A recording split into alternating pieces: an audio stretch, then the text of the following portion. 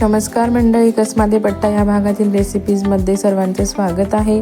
तर आज आपण बनवणार आहोत पाववडा। पाववडा हा सर्वांच्याच आवडतीचा पदार्थ आहे। ठीक आहे, तर मग बघूया पुढे। त्याला पाववडा म्हणतात आमच्या भागामध्ये। तर मी इथे अंदाजानुसार 1 ते 1.5 वाटी बेसन पीठ घेतलंय, हरभऱ्याच्या डाळीचं पीठ। त्यामध्ये चवीप्रमाणे मीठ टाकून घेतलं आहे आणि आता त्यामध्ये मी ओवा हातावर चोळून आणि तो टाकून घेणार आहे। त्यानंतर थोडंसं जिरं टाकणार आहे आणि खाण्याचा सोडा। हा खाण्याचा सोडा टाकला आहे मी 1 ते 2 चिमूट इतका अंदाजाने हे जिरं टाकलेलं आहे। ठीक आहे, आणि आता लागतं पाणी घेऊन, म्हणजे थोडं पाणी टाकून आणि हे मी आता मिक्स करून घेणार आहे। हे आपल्याला जास्त घट्टही पीठ नको आहे आणि जास्त पातळही नको आहे, म्हणून मी आज थोडं पाणी टाकून मिक्स करणार आहे। हे बघा, आणि त्याच्या सर्व गुठळी मोडण्यासाठी ते आधी कोरडं व्यवस्थित हलवून घ्यायचं आहे। नंतर मी परत पाणी घेतलं आहे आणि आता हे आपण मिक्स करत राहायचं आहे त्याला। ते मस्त छान असं मिक्स होतं। ठीक आहे, हे थोडं घट्टसर झालेलं आहे। वरून आपण अजून याला पाणी लागणार आहे, तर मी ते थोडं टाकून मिक्स करणार आहे।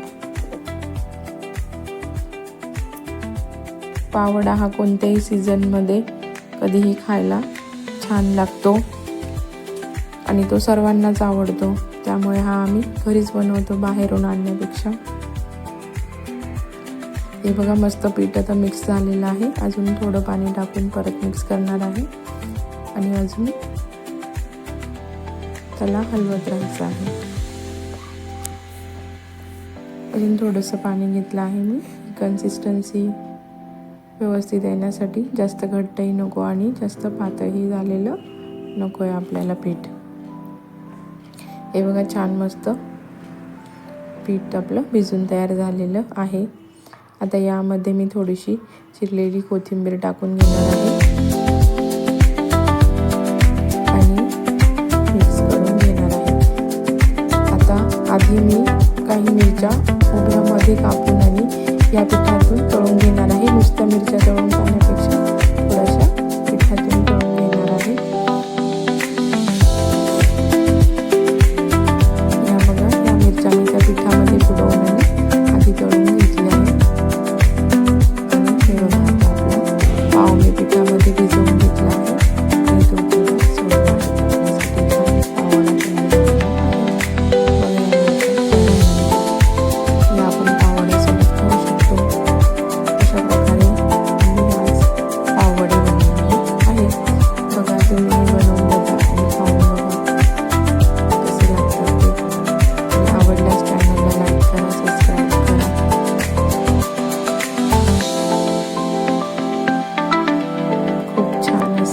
पाववडे चटपटीत मिरची सोबत तयार झाले।